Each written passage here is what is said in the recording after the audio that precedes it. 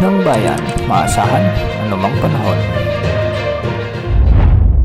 Magandang araw po sa ating lahat. Narito na ang pinakuling update sa bagyong Nando at sa potensyal na bagyong Opong na posibleng pumasok na sa ating area of responsibility sa mga susunod na oras o araw at sa magiging lagay ng ating panahon ngayong araw at sa mga susunod pang mga araw. Asahan pa rin ang malalakas na hangin sa mga susunod na oras kahit papalayo na sa kalupaan ng Babuyan Island ang bagyong Nando. Sa latest forecast track ng Pag-asa, makikita nga natin na mapapanatili ng bagyong ito ang kanyang lakas habang papalayo na ito sa ating bansa. Bahagya itong hihina ngunit mamananatili ang kanyang super typhoon category hanggang sa araw ng Miyerkules bago ito lumapit naman sa may southern China. Samantala habagat naman na pinalalakas ng bagyo ang nakakaapekto sa ilang bahagi ng Luzon at Visayas na nagdudulot ng mga pag-ulan dito. Dahil nga sa habagat asahan ang maulap na kalangitan na may mga kalat-kalat na pag-ulan thunderstorm sa Metro Manila, Mimaropa, Bataan at nalalabing bahagi ng Calabarzon.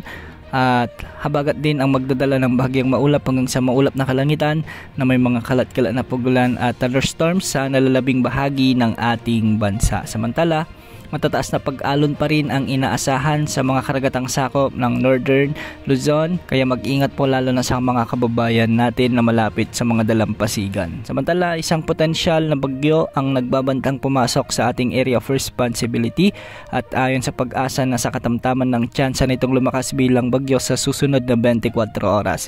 Inaasang papasok ito sa mga susunod na oras o araw sa ating area of responsibility at papangalanan itong bagyong Opong. Makikita sa wind outlook nito na posibleng lumapit o tumama ang sentro nito sa may Eastern Visayas o sa may Bicol region at tatawirin ang ilang bahagi ng Calabarzon o Mimaropa. Sa kasalukuyan hindi pa natin masabi kung gaano kalakas ang bagyong ito, ngunit sa ngayon pa lang dapat maghanda na ang mga lugar kung saan posibleng dumaan ang bagyong ito. Yan muna ang latest sa lagi ng panahon. Ito po ang weather update ng bayan, maasahan anumang panahon.